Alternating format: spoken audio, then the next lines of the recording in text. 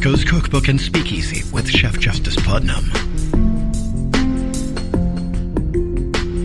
Netrootsradio.com.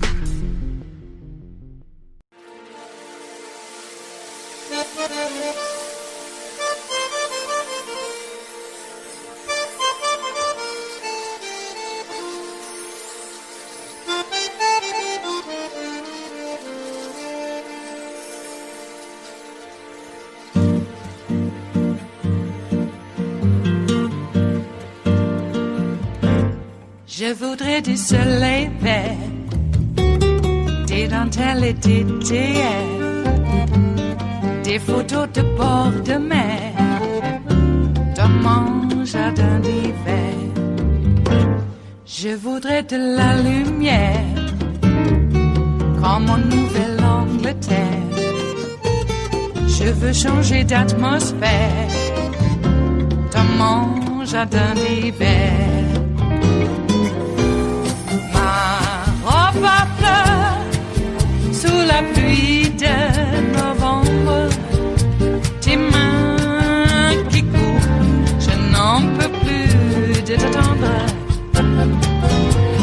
Les années passent, il est long, là je tombe. Nul ne peut nous entendre. Je voudrais du Fred Astaire, revoir un latte. Well, good evening once again at the end of what was day one of the Biden administration. Today, Joseph Robinette Biden Jr. became our 46th president. He comes into this job after 3 runs for the office, a half-century in politics, decades of experience in the Senate, 6 terms, and then 2 terms as vice president. In many ways, however, we are a new country tonight. Joe Biden and his vice president, Kamala Harris, together usher in a new era, certainly, in a nation roiled by health, economic, and political crises. Already scaled down because of our uncontrolled pandemic, the inauguration itself became even more tightly controlled because of the violent looting and desecration of our Capitol 2 weeks ago. With Washington now on lockdown, there were no crowds, just the overwhelming presence of intense security, a lot of it military. Still, there were the familiar signs of the peaceful transfer of power. 3 of our former presidents, Clinton, Bush 43, and Obama, all in attendance. No Donald Trump, he left town early, but Mike Pence was there as Joe Biden and Kamala Harris took their oaths of office. Please raise your right hand and repeat after me. And repeat after me. I, Kamala Davy Harris, do solemnly swear. I, Kamala Davy Harris, do solemnly swear. I, Joseph Robinette Biden Jr., do solemnly swear. That I will faithfully execute. That I will faithfully execute. That I will support and defend the Constitution. Office of President of the United States. I take this obligation freely. Will, to the best of my ability. Will well and faithfully discharge. Preserve, protect, and defend. The duties of the office upon which I am about to enter. The Constitution of the United States. So help me God. So help me God. Congratulations, Mr. President.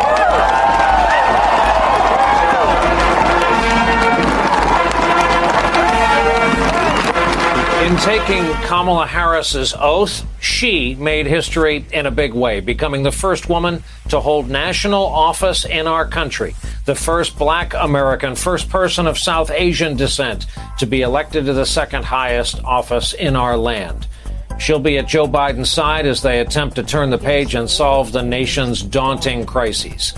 Today, Biden told Americans that work can only begin with an end to our divisions. On this hallowed ground where just a few days ago, violence sought to shake the Capitol's very foundation, we come together as one nation, under God, indivisible, to carry out the peaceful transfer of power. My whole soul is in this, bringing America together, uniting our people, uniting our nation. And I ask every American to join me in this cause. We must end this uncivil war that pits red against blue, rural versus urban, conservative versus liberal. Today, at this time, in this place, let's start afresh. Politics doesn't have to be a raging fire, destroying everything in its path. The new administration got started almost immediately. President Biden and his whole family walking the final portion of the limited parade route to the White House, where he started to undo Donald Trump's legacy. In the afternoon, he signed 15 executive orders, 2 executive actions, among them halting construction on the wall, rejoining the Paris Climate Accord, ending the travel ban. He also mandated mask wearing on federal property, all while wearing a mask himself, something we have not seen behind the Resolute desk in the Oval Office. Biden has indicated his administration will take a much more aggressive approach to the pandemic than we've seen so far, with over 400,000 souls, our fellow citizens, already gone. It's in the very first briefing of this new administration. The new press secretary, Jen Psaki, noted the president plans to take a hands-on approach to getting Congress to pass his $1.9 trillion COVID relief proposal. I expect he will be picking up the phone in the coming days and having more of those conversations. He will be quite involved. There is the issue that he wakes up every day focused on is getting the pandemic under control. The issue he goes to bed every night focused on is getting the pandemic under control. Meanwhile, the new president has his first new Senate confirmation. Avril Haines is the new director of national intelligence. And not a moment too soon, confirmed tonight by the Senate. It is Thursday, the 21st of January of 2021, and you are in West Coast Cookbook and Speakeasy. I am your chef de cuisine, Justice Putnam. Gunner, the English Bulldog, is truly our snoozing sous chef, and our daily special is Metro Shrimp and Grits Thursdays. It's a new era, the Biden-Harris era, and welcome aboard. Yes.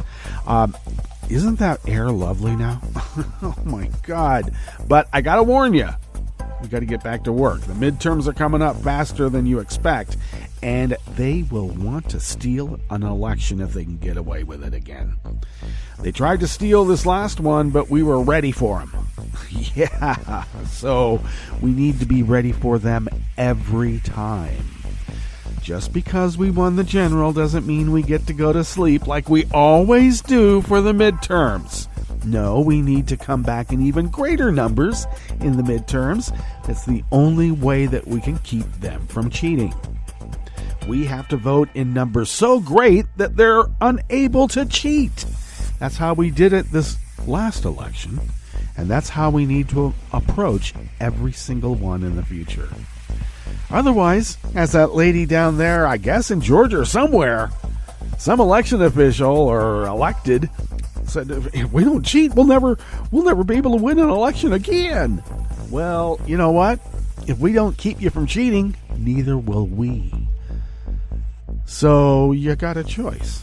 It's almost like a moral dilemma. Cheat or don't cheat. Well, if that's your choice, you have a choice, don't you? Now choose wisely. Hey, Joe Biden's already at work. You know, they put in a whole work day yesterday and then had a party. Yeah, I mean, it wasn't like the big bash that was normally done because we are in a pandemic, but wow. And I have to say, I really liked the entertainment. Some people said it was too earnest, but I was ready for it. Other people, like, I don't want to name names, like Michael Tracy, has such a jaundiced eye towards everything. I don't know where that guy comes from. He must have been kicked as a kid. Anyway, now he gets to kick back, even though no one's kicking him anymore. Well, maybe they are. Anyway, he, for some reason, is just appalled by Democratic-inspired or leaning celebrities. They're so overbearing, apparently. Well, you know, I got to tell you, Repug-aligned celebrities pretty much piss me off. So, yeah, he said he was almost wondering if he was hoping that he could like, what was it? NASCAR and country music. Genuinely like NASCAR and country music just out of spite. Give me a break. See, that's a problem. Well, they can have NASCAR, but like the United States flag, they appropriated country music and they think that it's theirs, and we're not going to let them have it. All right? Anyway, since I genuinely like Formula One and trip hop, and not even out of spite. So that's how I get back. And get back is good. All right, speaking of get back, looks like we should have purged all the Flynns from government and the military, huh? Yow! Wow. Mike Flynn's brother was right there for the call for the National Guard to get sent over to the Capitol because they were under siege by thousands of, a rabid mob sent there by Trump. And Flynn's brother, who is a general, was right there. And they nixed it. They said, nope, no guardsmen. This is working just to plan. Huh. And then Flynn family members were at the rally and other rallies stoking up the tension. Was this like a military coup? Are these Russian agents? Oh, man. They got rid of the Vindman brothers for telling the truth. And yet somehow Flynn's brother was not looked at very closely. Well, yeah, he was. And there were complaints about him, but guess what?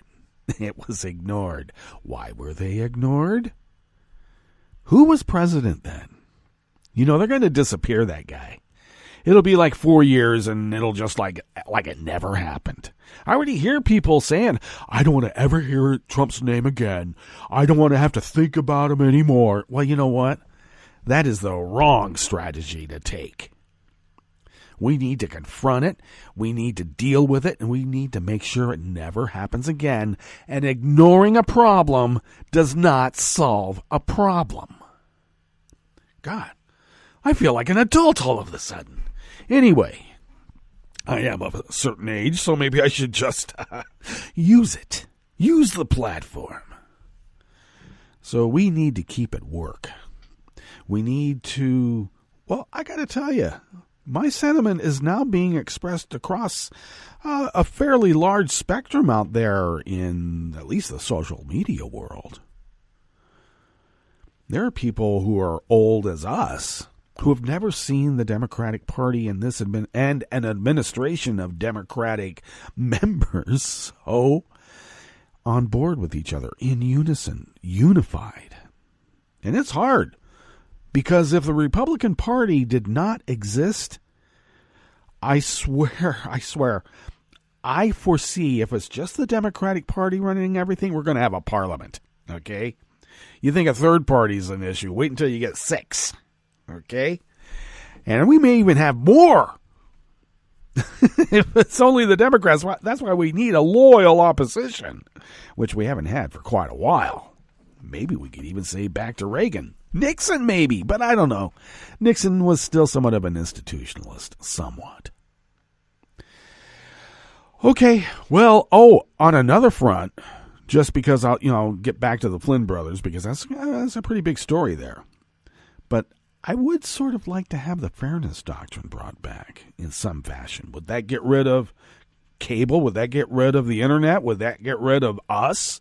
Well, I suppose if we don't purport to be a news show, do I as my title now is managing partner at Netroots Radio, because program director seems a little authoritarian, and I was getting, I don't know. Program directors are right up there with used car salesmen in terms of, I don't know, how they're looked at in the world. So managing partners seem to take the heat off me a little bit, because I hate being a dictator. I really do. Poet, philosopher, king, that's something else. But when you're a poet, philosopher, king, sometimes you're like self-reflective enough to know that maybe you don't think it's right for you alone to run everything. Because there's other people around. Shouldn't they have a say? Anyway, would we have to put on virulent, Proud Boy, not neo-Nazis for fairness? I don't know. We'll have to think about that. There's a lot of arguments that I hear against bringing the Fairness Doctrine back. But if we brought the Fairness Doctrine back, people like Laura Ingraham and Tucker Carlson and all those people couldn't lie to you anymore. Well, I guess I could say this. We don't lie. We don't say an untruth purposefully, even unpurposefully. We're not trying to spread propaganda per se. Confirmation bias, maybe, but that's something different. Anyway, entertainingly uplift people. That could be our mission statement. I hate mission statements anyway. Ugh. But yeah, entertain and uplift. It seems like a noble cause. Now, what is Fox's noble cause? Fair and balanced? Yeah, that's a joke. We all knew it was a joke. They took the Fairness Doctrine away, and what did Fox News appropriate? Fair and balanced, as if that's supposed to be true. That was their lie. That was their big lie. And now they've been able to get away with it. Now we have OAN, and now we have Newsmax. Whoever thought Newsmax would be a leader as a media giant? If only I could just get a bit of more cynicism. I guess some other people would say business sense. Yeah, but I've been with successful businesses, and I've helped run them. In this situation,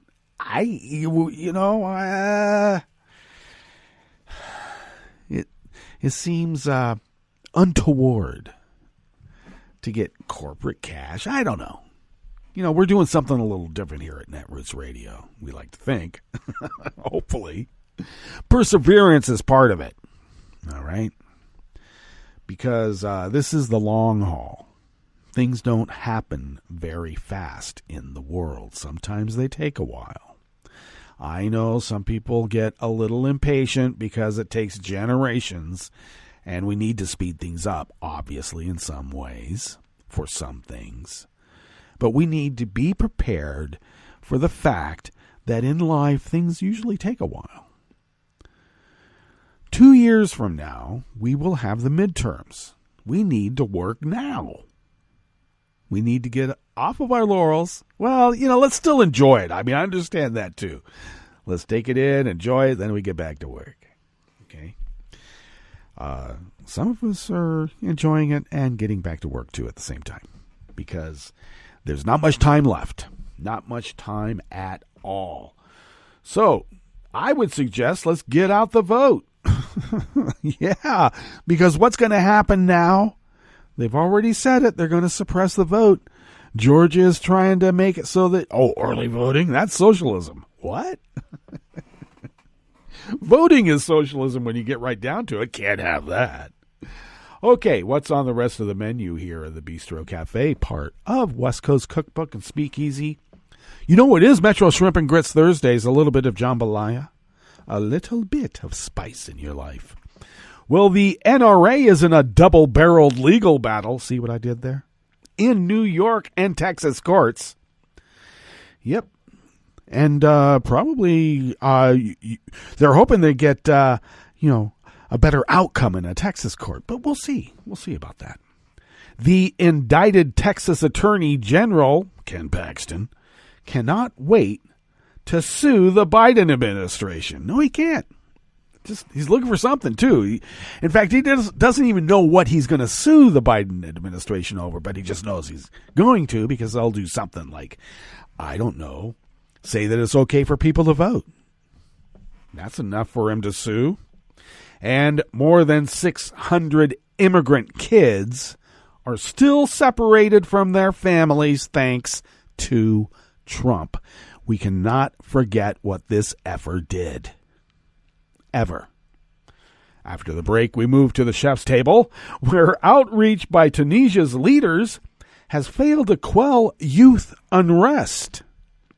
And Italian police have recovered a 500-year-old copy of Da Vinci's Salvator Mundi that was stolen from a Naples church during the pandemic, without the priest knowing it was gone.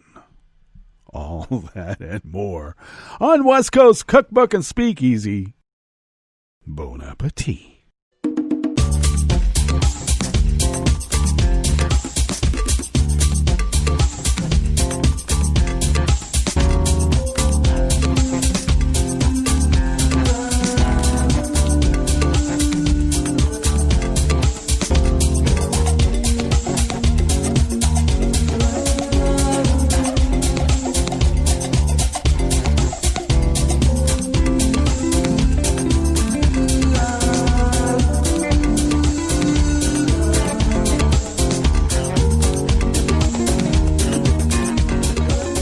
Bottom of our homepage at netrootsradio.com. Off to the right of the page is the chat room link right there by the social media scroll, and Kelly Lincoln monitors that chat room, so go ahead, get in there and chat.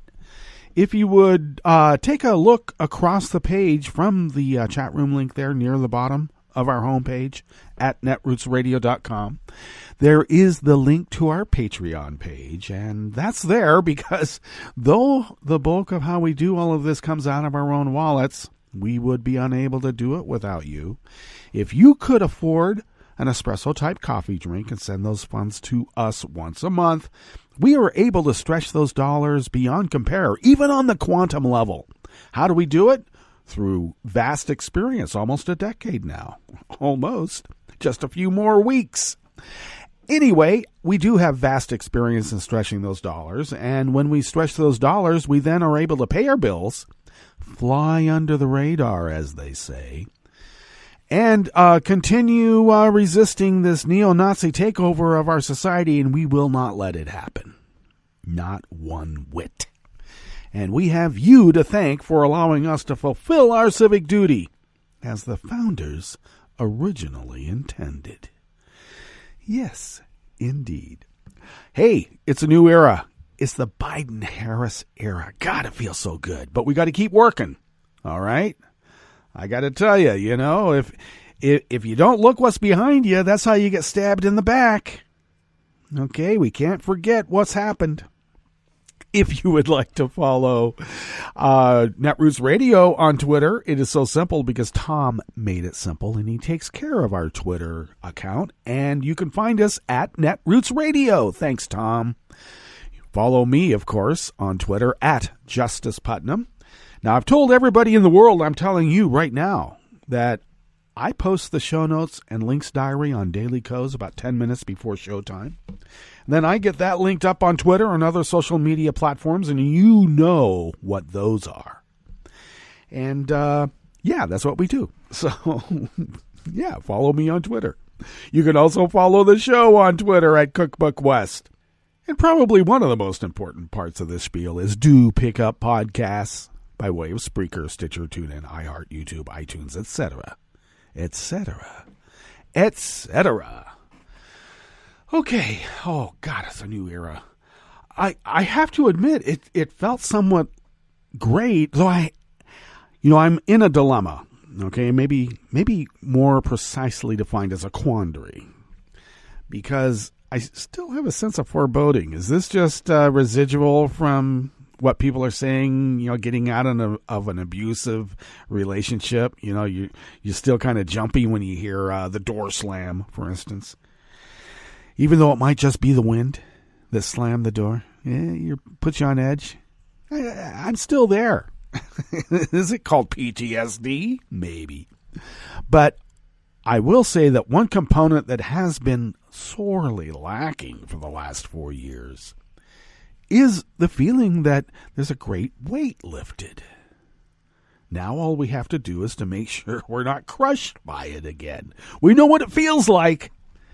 Yep. Don't want to have that happen again. And we better work our butts off to make sure it doesn't. And the midterms are coming up sooner than we expect. Let's get to work. This first offering comes out of the Associated Press by Michael R. Sissick. The National Rifle Association is in a double-barreled legal battle. And what are they in a legal battle for? Well, they're in a legal battle for their future.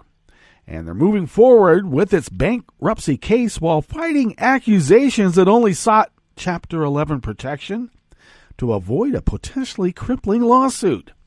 Lawyers for the influential advocacy group told a federal judge yesterday, Wednesday, that the organization's decision to declare bankruptcy with plans to reincorporate in gun-friendly Texas was not an attempt to dodge a lawsuit brought by the Attorney General in New York, its current corporate home. New York is a hostile environment for Second Amendment advocacy.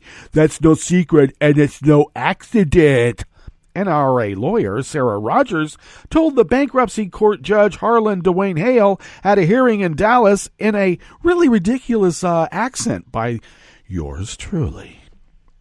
Another NRA lawyer, Patrick Nelligan, said that the organization was not afraid of fighting the lawsuit filed by New York Attorney General Letitia James and would not use bankruptcy proceedings as a protection. Well, that's a lie. You can't lie to the court. A lawyer for James, a Democrat. Now listen to Associated Press, Mr. Sisak. It's Democratic. You could say Democratic Attorney General Letitia James. That lawyer for her, the Democratic Attorney General, not Democrat, said despite that pledge, they were still concerned the NRA was attempting an end run around the case, pointing to a press release in which the organization said that by filing for bankruptcy, it was dumping New York. The NRA, in the press release, said it was in strong financial shape but sought to reorganize through bankruptcy because it wanted to break free of a corrupt political and regulatory environment in New York, where it has been incorporated as a nonprofit since 1871. They just don't want to follow the law. Nelligan told Hale yesterday, Hale the judge, of course, and yesterday, Wednesday, that the NRA filed for bankruptcy in part because it feared death by 1,000 cuts, not solely from the New York case, but from various lawsuits it faces across the country. The NRA and James' office were set to tangle again today before a New York judge over the lawsuit, the latest in a series of state regulatory challenges spurred the organization's pivot to bankruptcy. They learned a lot from Trump, apparently, huh? James sued the NRA last August, seeking its dissolution over claims that top executives illegally diverted tens of millions of dollars for lavish trips, no-show contracts for associates, and other questionable expenditures. The NRA has denied the allegations, said, thwarting the NRA's corporate purpose is a career goal for James, and argued in court papers that the lawsuit should be thrown out on technical grounds. NRA lawyers said claims in the New York lawsuit overlap with other pending lawsuits and that the matter was better suited for federal court rather than state court. Assistant New York Attorney General James Sheehan said his office was hiring Texas lawyers to argue on his behalf during the bankruptcy proceedings. Hale said he'd hear more about the state's lawsuit and other litigation against the NRA at future hearings. Lawyers for the NRA and several other defendants, including its longtime leader, Executive Vice President Wayne LaPierre, also sent letters to the state judge stating that they also wanted the case to proceed. Now, normally, a bankruptcy filing would halt all pending litigation, but Sheehan said in his letter to the state judge that the state's lawsuit was covered by an exemption involving a state's regulatory powers.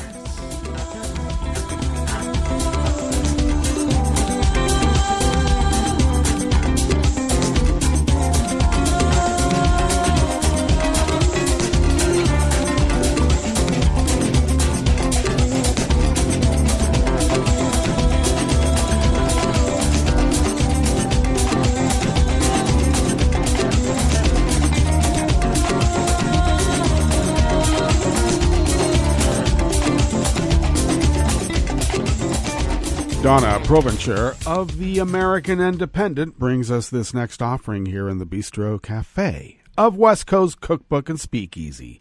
Well, it looks like Ken Paxton did not get a pardon from Trump. No preemptive pardon. No pardon for past offenses that are already under indictment. So I guess all he's got left is to, triple, quadruple down in his capacity as Texas Attorney General. And he vowed yesterday, Wednesday, that he would protect his state against illegal actions he's pretty sure the administration of President Joe Biden is going to take. Congrats, President Biden, Paxton wrote in a statement posted to Twitter. On Inauguration Day, I wish our country the best. I promise my fellow Texans and Americans that I will fight against the many unconstitutional and illegal actions that the new administration will take, challenge federal overreach that infringes on Texan rights, and serve as a major check against the administration's lawlessness. Texas first, law and order always. This guy's under indictment because he's a crook. He's talking about law and order. Yeah. He makes up the law, and you better follow his orders, just like a crook says they want. Paxton, a Donald Trump loyalist himself, has a lengthy track record of illegal behavior, and it's not the first time he's made false and baseless claims about Biden. In the fall of 2020, 8 of his own top aides accused Paxton of bribery and abuse of power. Paxton responded by calling them rogue employees, and ultimately firing 4 of the whistleblowers. In the aftermath, even his fellow Texas Republican, the odorous Senator John Cornyn, even he voiced concerns about Paxton. I've been troubled from the beginning, from his first indictment that hasn't been resolved in 5 years. I think it's a bad thing for the office. I wish he would have gotten that resolved one way or another earlier. Paxton was also indicted in 2015 in his first year in office on charges of felony securities fraud. Although Paxton has been out on bond for more than 6 years, the case has yet to come to trial, delayed by requests for change of venue and other issues. The unresolved charges have stained his reputation for much of his time in office. In 2016, Paxton was subject of an investigation by the Texas State Bar after the landmark Supreme Court decision Obergefell v. Hodges made marriage equality the law of the land. Paxton allegedly told county clerks in the state that they could ignore the ruling and continue to refuse to issue marriage licenses to LGBTQ couples. And Paxton has been a staunch opponent of the incoming Biden administration, fighting the results of the 2020 presidential election and spreading Trump's lies about election fraud, which in hindsight makes him an insurgent too, wouldn't you think? He spoke at the pro-Trump rally that immediately preceded the deadly attack on the U.S. Capitol by Trump supporters on January 6th that left 5 dead, urging those in attendance to keep fighting the election results. "We're here. We will not quit fighting," he told the crowd that would later turn violent. "We are Texans. We are Americans, and we are not quitting." Later, he made the false claim that the riot by Trump supporters was actually perpetrated by Antifa. Yeah, that's what they would say. Paxton was the only state attorney general in the country who declined to sign either of 2 letters condemning the insurrection. Despite his loyalty, however, Paxton was not among those that Trump included in the last-minute flurry of presidential pardons that Trump issued during his final days and his final minutes in office.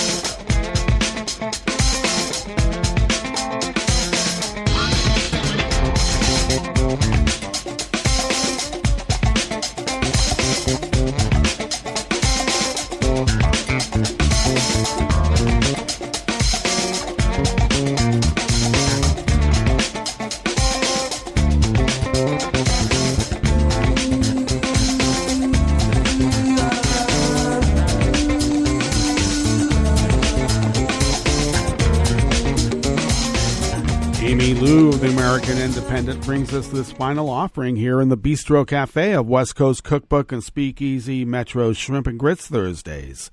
As Donald Trump left the White House, hundreds of immigrant children who were separated from their families at the U.S.-Mexico border have still not been reunited.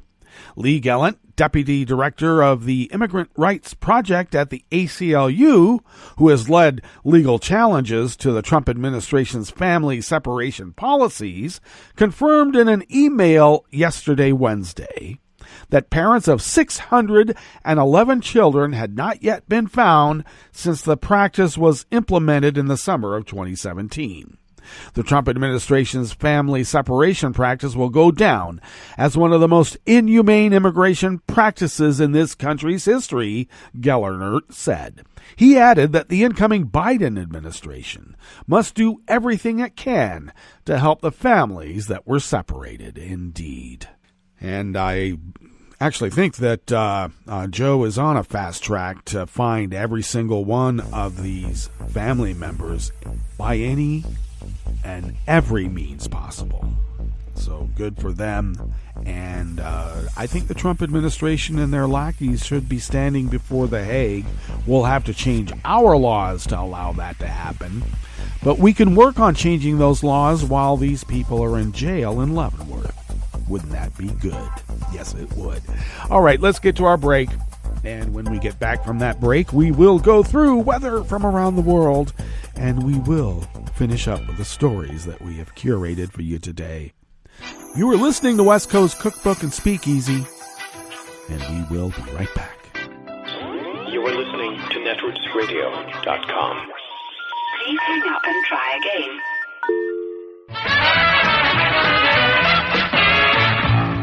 From a point at sea to the circles of your mind, a new force is at work for planetary transformation. New radio for a new Earth.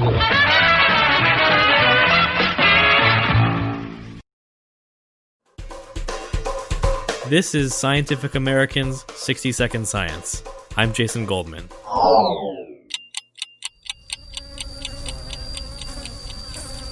And they'll basically crush or pop the head off of any worker who tries to attack them.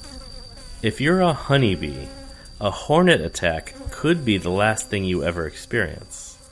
It's a gory, violent process, and honeybees have had to adapt to stay alive.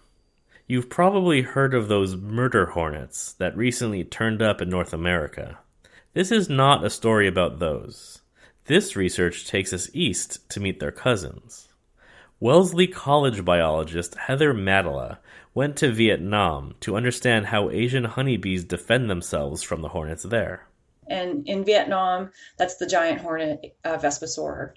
Typically, when a hornet invades an Asian honeybee hive, hundreds of bees surround the intruder and create what's called a heat ball.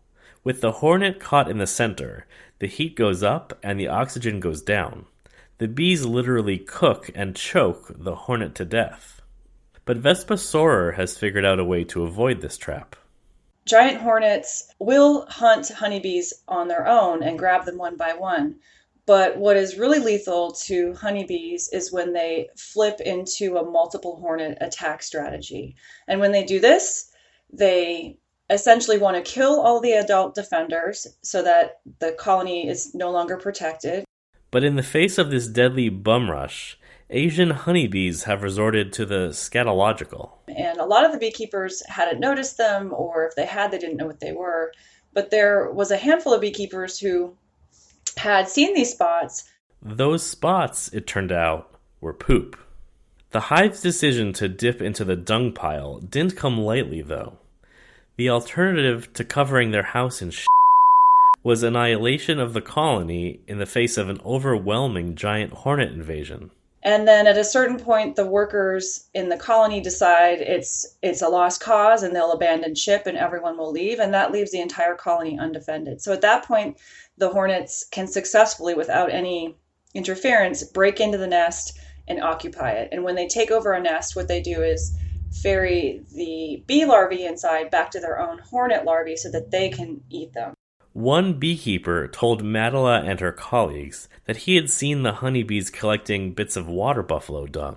He thought that might explain the spots. He thought the bees might be using the dung to keep the hornets away. We confirmed that bees actually forage on dung, which is a surprise in itself. Honeybees generally keep their nests clean and tidy.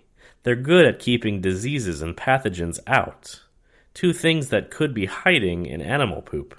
And the thought of them collecting feces in the field and intentionally bringing it back home was pretty stunning. Whenever they detected a giant hornet nearby, but not other smaller hornets, the honeybees began to arrange bits of mammal or bird dung near the entrances to their hives. And the hornets themselves were less likely to land on a nest adorned with poop. If they did bother to land, they spent 94% less time attempting to break in. The study was published in the December 9 issue of the journal PLOS One. The researchers say this is the first time honeybees have ever been documented collecting non-plant matter. And because the bees are selective in what kind of poop they collect, and use it in a very specific way, they say it actually qualifies as tool use, the first known instance in wild bees. It isn't clear why or how the poop shield works, but Madela suspects that there must be some chemical inside the poop, presumably derived from the plants that the animals originally ate, that either actively repels the hornets or camouflages the scent of the bees' nests. American bees don't do this. Asian honeybees are a different species than the Western honeybees in Europe and North America. I just can't even totally capture how much fun it really was to do this work. I didn't have a lot of personal experience with Asian bees, and so meeting them was kind of like meeting the crazy cousin of the bees you know really well. These bees are a lot smaller, but they're very, very fast and very reactive. And that's because of the kind of hornet pressure that they've evolved under. They have evolved to fly quite quickly in zigzagging patterns as they're approaching their nest so that they're very hard to catch. Western honeybees did not evolve alongside hornets, as did their Asian cousins, which makes them especially susceptible to hornet attacks in places where giant hornets become introduced. If Madela and her team can figure out how poop keeps hornets away, it might help North American beekeepers help their bees to survive, if the so-called murder hornets decide they like it here. Thanks for listening. For Scientific American's 60-Second Science, I'm Jason Goldman. This program is presented by the Centers for Disease Control and Prevention. Colorectal cancer is the number 2 cancer killer of men and women in the United States, but it is preventable. Early on, colorectal cancer typically has no symptoms. It starts with a precancerous polyp or abnormal growth in the colon, which can be removed without surgery. Several tests are available to find these polyps, so they can be removed before they turn into cancer. Screening also finds colorectal cancer early when treatment works best. Recommended screening for adults at average risk begins at age 50 and continues until age 75. Learn about screening test options and find out which tests are covered by insurance. Talk to your healthcare provider about when you should be screened and discuss the best tests for you. For more information about colorectal cancer prevention, please visit cdc.gov/vital signs. For the most accurate health information, visit cdc.gov or call 1-800-CDC-INFO. Hi, it's Tom. Could we humbly suggest your donation to netrootsradio.com? All we've got to run this 24-hour powerhouse of progressive resistance radio is what comes out of our own wallets. And you are our biggest donor. And it doesn't take much, $3, $5. Just go to the bottom of our netrootsradio.com page and hit our secure donate button. Heck, you can even make a recurring contribution, and you'll get a wondiferous pair of Netroots radio stickers for application to your backpack, your bumper sticker, or your banjo. Well, it's up to you which backpack you want to put it on. So donate what you'd like at the bottom of our netrootsradio.com's homepage, because you are our biggest donor. netrootsradio.com. Together, we are Resistance Radio.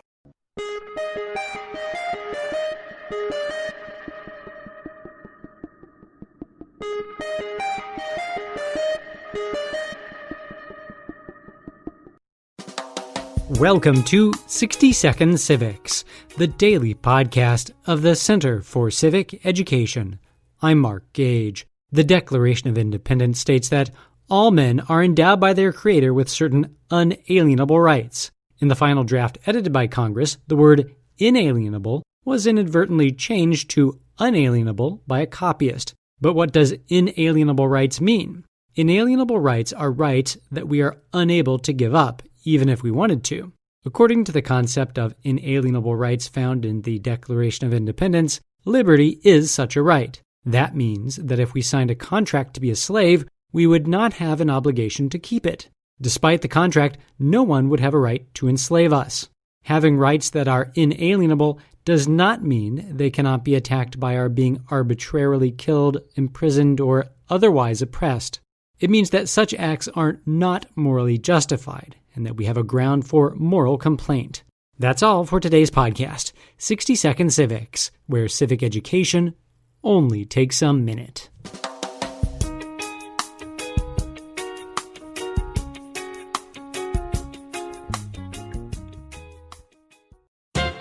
You can't poke into any issue in Congress without stumbling over sacks full of corporate campaign donations.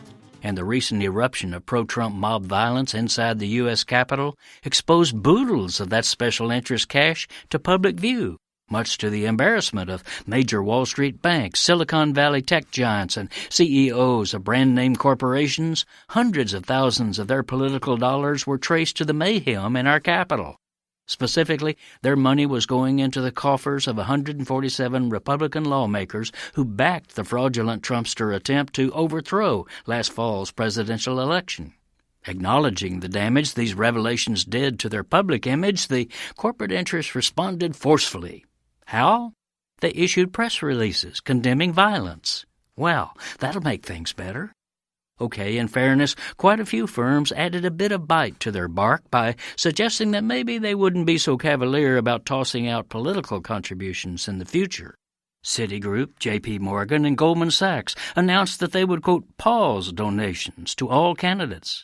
Other groups like Marriott said they were suspending donations, and others like FedEx said they were monitoring the situation. Notice the profusion of wiggle words in these professions of corporate principle. The executives are really not biting the system, but merely gumming it for a while. Then, once public attention has drifted, the corporate congressional complex will be back to business as usual. After all, while they deplore Trump's racism, sexism, xenophobia, and overall immorality, they've gleefully taken it all to the bank, rationalizing, legitimizing, and profiting from his corrupt presidency. This is Jim Hightower saying it's not armed rioters from outside the system who are the main threat to our democracy, but insiders who manipulate the system at our expense. Need an antidote to the progressive blues? Want some good news about how grassroots folks are rebelling against the corporate powers and winning? Well, here's an easy-to-swallow pill for you, the Hightower Lowdown. Hightower's monthly newsletter will give you the lowdown, even as it lifts you up. It's 4 pages a month, jam-packed with facts you can use, actions you can take, and Jim's own Texas humor, all for only $15 a year. To become a lowdowner, go to hightowerlowdown.org. I'm Rick Smith, and this is Labor History in 2.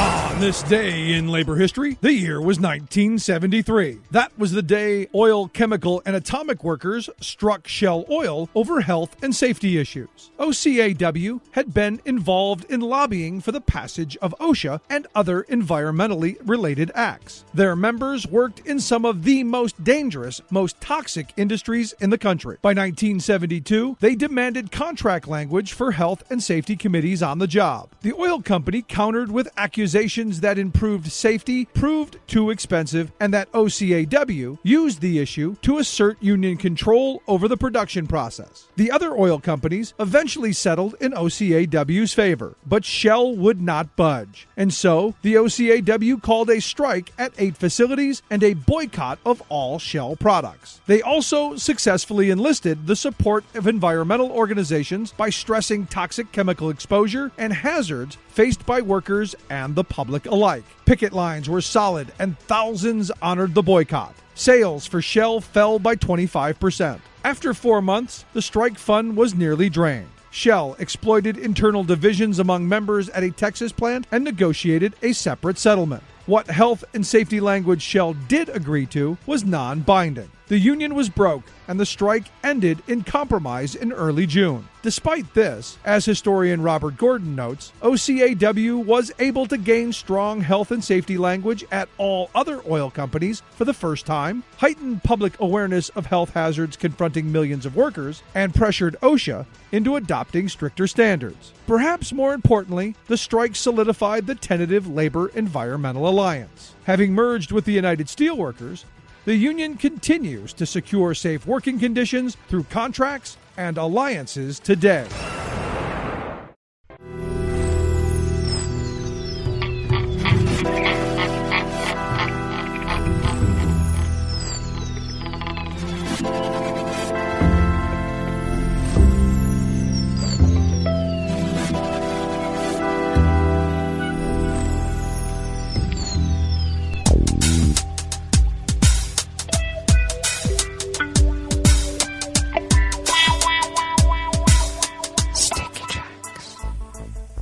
Thank you for accompanying us here to the chef's table at West Coast Cookbook and Speakeasy.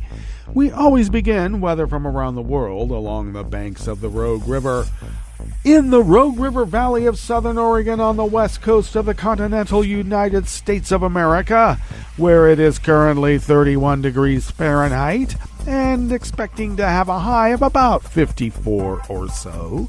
Partly cloudy skies today, winds light and variable, increasing chance of rain throughout the day, with partly cloudy skies this evening, giving way to an occasional shower overnight, lows in the mid to upper 30s, and looking to get, just a little over a tenth of an inch of rain. Cloudy early tomorrow with highs in the mid 40s, and showers in the afternoon with about a quarter inch of rain falling. And then it looks like over the weekend, we're going to start getting a mix of rain and snow that should last throughout the week.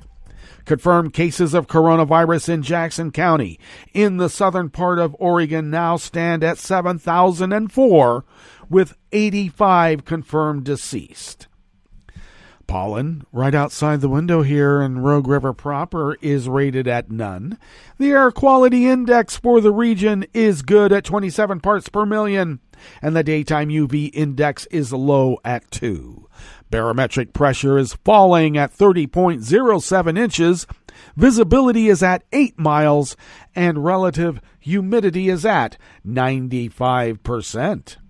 Weather from around the world is brought to you by a lot of people who planted their weather stations somewhere in their property, and they are crowdsourcing all of this, and we don't have to do the P-tape anymore because a certain percentage is gone, so we don't need to beat that mule anymore. So, right now, London is currently, which is kind of redundant, right now and currently, 46 degrees and partly cloudy. Paris is 49 with rain. Rome is 58 and fair. Kyiv is 28 and mostly cloudy. Kabul is 38 with haze. Hong Kong is 62 degrees and partly cloudy. Tokyo is 40 degrees and partly cloudy. Sydney, Australia is 70 degrees and clear. San Francisco, California is a crisp 42 and sunny.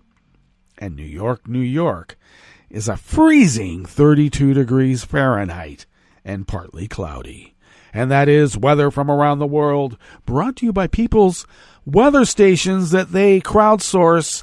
And these personal weather stations are planted by people on their property all over the world.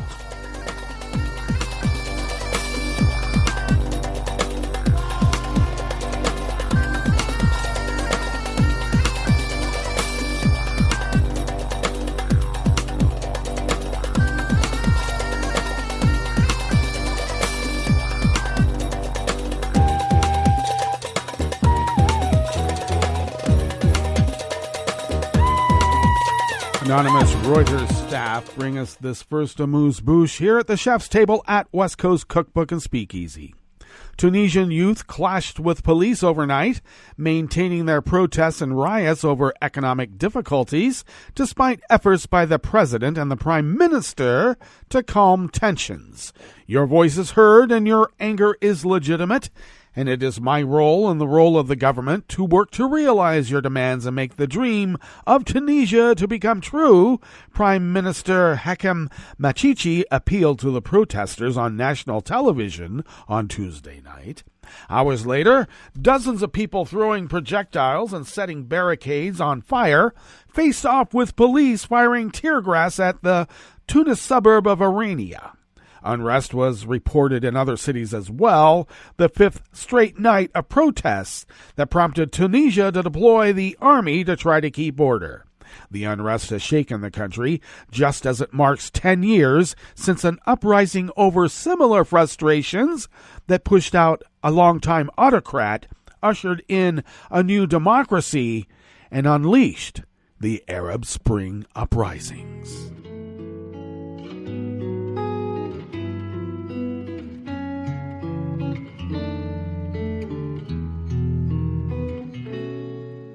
Je te donne ce mon amour pour la vie entière. La promesse de me trouver à tes genoux. Aussitôt que tu m'appelles, rester toujours fidèle. C'est tout, c'est tout. Je te donne tous mes printemps, mes étés de mer.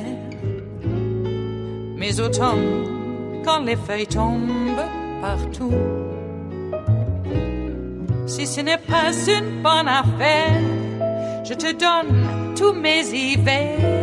Anonymous Associated Press staff bring us this final amuse-bouche here at the chef's table at West Coast Cookbook and Speakeasy. Italian police have recovered a 500-year-old copy of Leonardo da Vinci's 16th century Salvator Mundi painting of Jesus Christ that was stolen from a Naples church during the pandemic without the priests even realizing it was gone. The discovery was made when Naples police, working on a bigger operation, found the painting hidden in an apartment. Police Chief Alfredo Fabrocini said the apartment owner was detained after he offered a less than credible explanation that he had casually bought it at a market. The painting is a copy of the Salvator Mundi, Savior of the World, by Leonardo that sold for a record $450 million at Christie's auction in 2017. The unnamed bidder was later identified as a Saudi royal.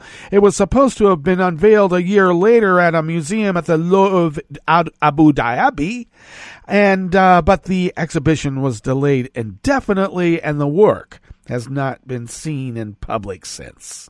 The copy, attributed to the Leonardo School but not the Renaissance artist himself, had been housed in a small museum in a side chapel of the Basilica San Domenico Maggiore in Naples, which had been closed during the coronavirus pandemic.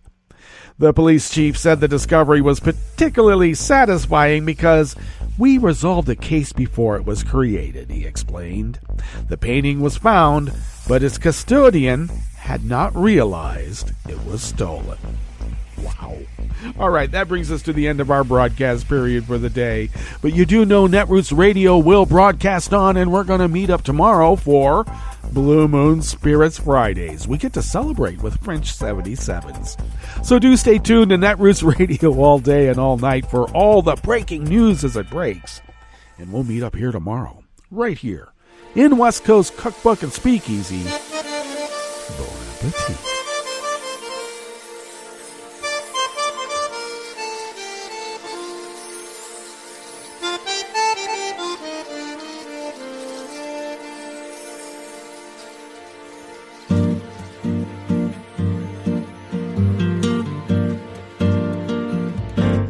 Je voudrais du soleil vert, des dentelles et des théères, des photos de bord de mer, dans mon jardin d'hiver. Je voudrais de la lumière, comme mon nouvel anglais. Angleterre. Je veux changer d'atmosphère dans mon jardin d'hiver. Ma robe à fleurs sous la pluie de novembre. Tes mains qui courent, je n'en peux plus de t'attendre.